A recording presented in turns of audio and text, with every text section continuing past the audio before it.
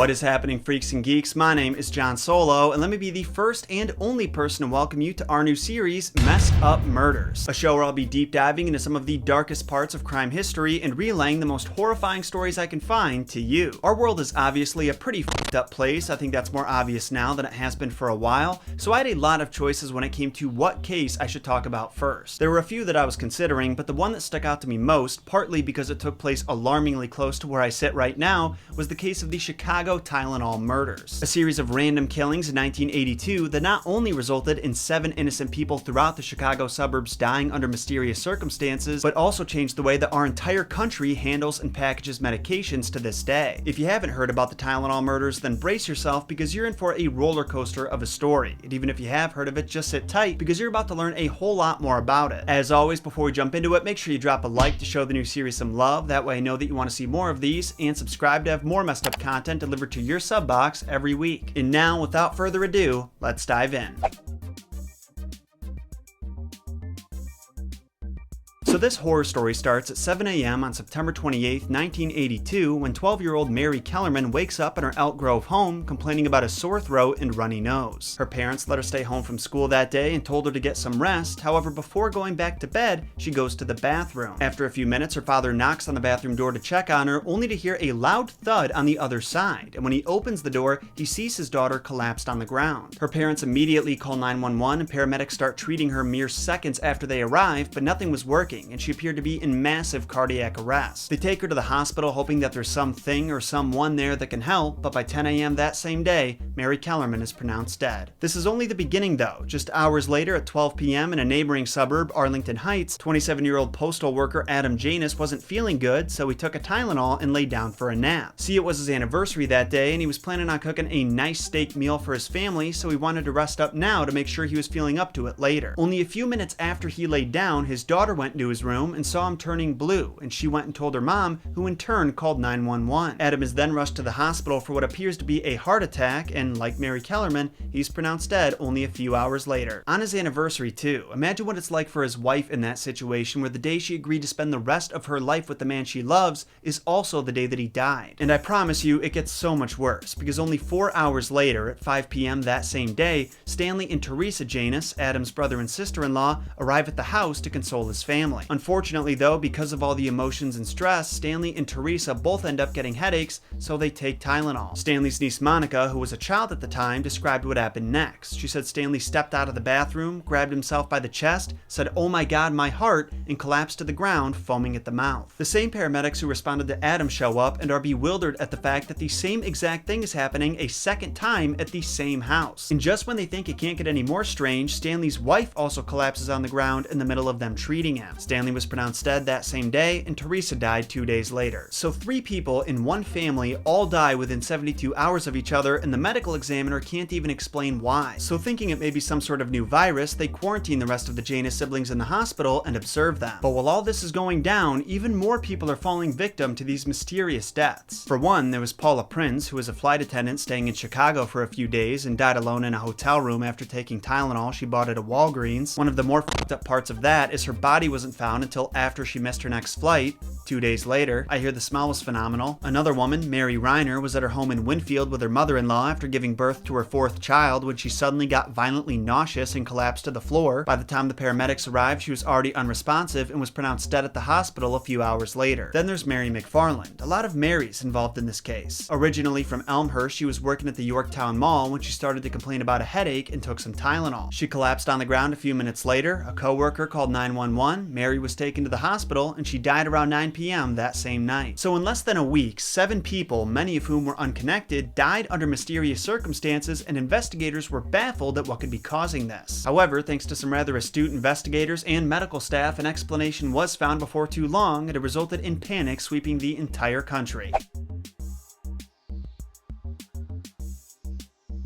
Hey kids, who's ready to learn about cyanide? Not to spoil it for you, but yeah, cyanide's involved. The way they figured that out, though, is really interesting. See, one of the paramedics who went to the Janices when they were all dropping like flies called up former nurse Helen Jensen and asked if she could investigate their house to find a possible cause. It does seem weird to me that someone who no longer works at a hospital and has no ties to the police department would be allowed to access the house, but I guess it was the 80s, so it was fine. The police took her right over, and after digging through the refrigerator, medicine cabinets, and trash, she found a receipt for Tylenol. Then she found the bottle of Tylenol, counted out all the pills, and noticed that only 6 were missing, the exact amount that 3 people would take, and intuition said right there that this was the cause of the deaths. The containers were both given to the police for testing, but due to the symptoms of the victims, the medical examiner already had a feeling that cyanide was involved before the results came back. Because cyanide is an asphyxiant, meaning it cuts off your respiratory system, victims usually report a headache, dizziness, and confusion mere minutes after being poisoned, and this lined up exactly with what happened to the victims. The examiner called the investigator that night and told him to smell the Tylenol containers, and when he said they smelled like almonds, they both knew what was up, because apparently cyanide smells like almonds. Or almonds smell like cyanide. I don't know what came first. Anyway, more tests were done. Traces of cyanide were found in all of the victims' bodies as well as the Tylenol containers, and investigators soon found that each pill the victim swallowed contained 1,000 times the dose necessary to kill someone, which I'm pretty sure we can all agree is a little excessive. After all this, the public had to be informed, and you can imagine how much fun that process was. Because it was back in the 80s, and therefore long before the days of Amber Alerts and flood warnings being sent right to your phone and waking you up at 3 a.m.,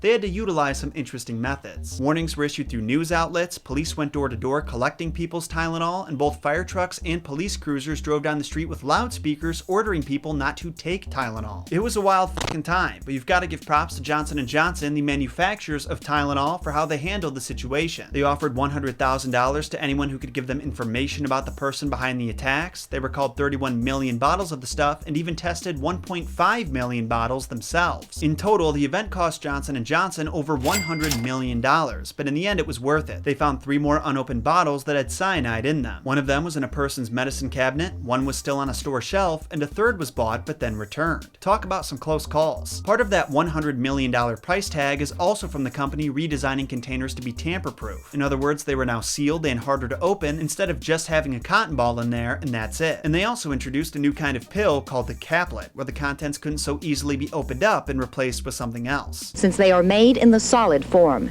they say it would be impossible to adulterate them without destroying the product. The experts who all thought this debacle would be the end of the company all went on to praise them for how they handled the situation. The stock returned to its normal price, and Tylenol went back to being a bestseller only 2 short months after the killings. Doesn't it just warm your heart when you hear about a corporation doing the right thing for once? I feel like every other day now I'm reading stories about companies secretly using slave labor or pouring toxic waste into panda habitats or feeding orphans to the wealthy elite so they can live longer, so this was actually pretty refreshing to hear. Back to the investigation though, it proved harder than you might expect to figure out how these containers were being tampered with. Because Tylenol makes so many stops between being manufactured and distributed, there were a multitude of places it could have happened. However, after it was discovered that each victim bought the drug at different stores and the containers involved came from manufacturers in different states, the police ruled out assembly line tampering relatively quickly. This led them to theorize the perpetrator was just stealing bottles right off the shelf from stores around the metropolitan area, lacing them, and quietly returning them to the shelf later. So now that the cause of the deaths was discovered and the proper warnings were issued to the public, the police now had to find the man responsible for these heinous crimes, and as you might expect,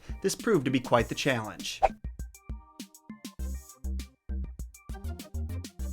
So after these deaths were all ruled as murders, the local police and soon enough the FBI began to hunt for the person responsible, but because of the very strange nature of the crime, they had to cast a wide net. Police considered psychiatric patients released around the area, previous shoplifters of the stores the Tylenol was bought from, disgruntled employees of both drugstores and Johnson & Johnson, and even a white-collar crime syndicate who was intent on tanking the company's stocks. Unfortunately, none of these leads nor the thousands of tips the FBI received on their hotline really went anywhere. But 6 days after the final poisoning, on October 5th, 1982, Johnson & Johnson received an extortion letter that read as follows. Gentlemen, as you can see, it is easy to place cyanide, both potassium and sodium, into capsules sitting in store shelves. And since the cyanide is inside the gelatin, it is easier to get buyers to swallow the bitter pill. Another beauty is that cyanide operates quickly. It takes so very little, and there will be no time to take countermeasures. If you don't mind the publicity of these little capsules, then do nothing. So far, I've spent less than $50, and it takes me less than 10 minutes minutes per bottle. If you want to stop the killing, then wire $1 million to bank account 8449597 at Continental Illinois Bank in Chicago, Illinois. Don't attempt to involve the FBI or local authorities with this letter. A couple of phone calls by me will undo anything you can possibly do.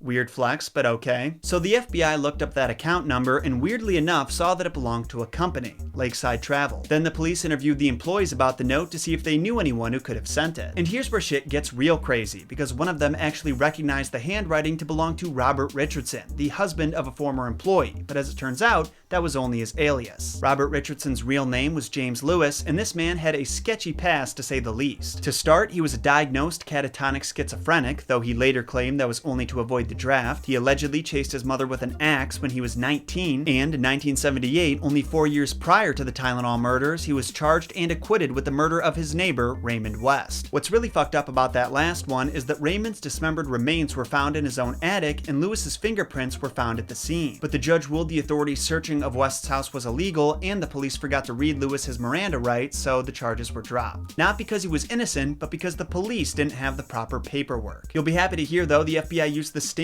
on the extortion letter to track Lewis to New York, and while it took 3 months to actually find him, he was eventually arrested after being spotted at a library. So at this point, you would normally think, okay, they caught the Tylenol murderer. Job well done, boys. But it's actually not that simple. See, James Lewis did admit he wrote the letter, but he insisted he was not responsible for the poisonings. He was allegedly just trying to frame his wife's former boss for something I couldn't actually dig up. And as unbelievable as you may find that, and trust me when I say the FBI felt the same way, Lewis had a frustratingly airtight alibi. For one, there was no concrete picture or video evidence linking him to the stores where the containers were bought, mostly because it was 1982 and the technology just wasn't available yet. They did manage to pick up one image of a bearded fella who sort of resembles James Lewis at the Walgreens that one of the containers were bought at, but the quality was so trash they couldn't be sure it was him. Another complication was that there was no fingerprints on the bottles, and DNA evidence just wasn't advanced enough yet to do any real good. And lastly, Lewis and his wife bought Amtrak tickets to New York 25 days before the attacks even happened and were there until several months after, so he couldn't have been in Chicago tampering with the bottles at that time. As a result, the FBI had no choice but to let Lewis off the hook for the murders, though he did go on to be found guilty for extortion and was sentenced to 20 years in prison, 13 of which he served before being released on parole. And what's especially strange, as if the situation wasn't already strange enough, is that while Lewis was in prison, he reached out to the FBI to help them in their investigation and went as far as drawing diagrams for possible methods the killer could have used to tamper with the capsules. The only reason the FBI even gave him a chance to help was because they hoped that if they talked to him enough that he would eventually slip up, but instead they got to the point where he decided he didn't want to talk anymore, and to this day they still don't have any definitive evidence linking him to the murders. This is also despite the police searching his home again after the case was reopened in 2009, and he and his wife submitting their DNA and fingerprints for testing as late as 2010 when the technology had improved significantly. Now at this point you might be thinking, so now what? If James Lewis wasn't the one responsible for the attacks, did they ever find the person who was? Unfortunately, the answer is no, though there were a few other suspects that make for interesting cases. One of whom was Tyler Kaczynski, who you may know as the Unabomber, the dickhead who sent bombs to people through the mail in the 70s and 80s. Both of these crimes were similar in nature, and the bomber's parents actually lived in Lombard, which was right next to where the Tylenol killings happened, so there was a connection there. Lombard is also where I got this tattoo done, by the way. Another weird connection was that for some reason, Kaczynski was obsessed with wood, and 2 of the 3 founders of Johnson & Johnson have the middle name Wood, so for a minute the FBI was even considering that as his motivation. But in the end, anything linking him to the poisonings was just conjecture, and he was sentenced to life in prison for the bombings anyway. Now there's one last guy I gotta mention before I wrap this up, not because I think he could have been behind it all, but just because of how bizarre this story is. Roger Arnold, a 48-year-old Illinois resident, apparently made suspicious comments about the Tylenol murders at a bar, and the bar owner, Marty Sinclair, which I'm pretty sure has to be your name if you own a bar, reported him to the police. For a short time, Arnold became the unwanting target of media attention, causing him to have a nervous breakdown which he blamed on Sinclair and wanted revenge. One night, he walked up to a man outside the bar who he thought was Sinclair, said, "You turned me in," shot him in the chest, and drove away. Sadly, the man he shot, and who later died, was not Sinclair, but John Stanisha, a totally random bystander who didn't know either of them. Arnold went on to be convicted of murder in January of 1984 and served 15 years of his 30-year sentence. A little light if you ask me. Now, as for any evidence that actually linked him to the poisonings, he did work at the same Jewel warehouse as victim Mary Reiner's father, and Adam Janus bought Tylenol at a Jewel convenience store, but he didn't have any connection to the other victims, so those were ruled to be coincidences. When searching his home, detectives found how-to crime manuals proving that he at the very least minored in crime, potassium cyanate, and chemistry equipment, but there were no traces of cyanide found anywhere, so he couldn't be charged. It sucks to say that to this day, we still haven't found the guy responsible for taking 7 innocent lives using one of the most cowardly and disgusting methods imaginable. And what's even worse is that he inspired 270 cases of copycat crimes around the US where people filled pills with poison and hydrochloric acid, and that same year, parents reported finding pins and razor blades in their kids' Halloween candy. So not only is this guy responsible for seals being added under the lids of some consumables, if it weren't for him, we wouldn't have to deal with Karens on Facebook warning parents every year to check their kids' Halloween candy for razor blades and edibles. As if anyone would waste their precious edibles on ruining a kid's Halloween. Think before you share, Karen. But on that note, Solo fam, I'm gonna bring this episode to a close, so now I want to hear your thoughts on today's story. Do you think James Lewis really did it? Are you ever gonna take Tylenol again? Let me know in the comments down below. And when you're through with that, make sure you hit that like button, subscribe to have more content like this in your sub box every week, and share this video with your fellow morbidly curious friends. As always, I've got the links to my social media down below. That's Twitter, Facebook, and Instagram, so make sure to give those a follow to stay updated on channel news or just say what's up. And of course, follow my son Gunther, because who doesn't need more wrinkles on their timeline? I'll be seeing you guys next week with an episode of Messed Up Origins. Until that day comes, my name is John Solo, and remember, John shot first.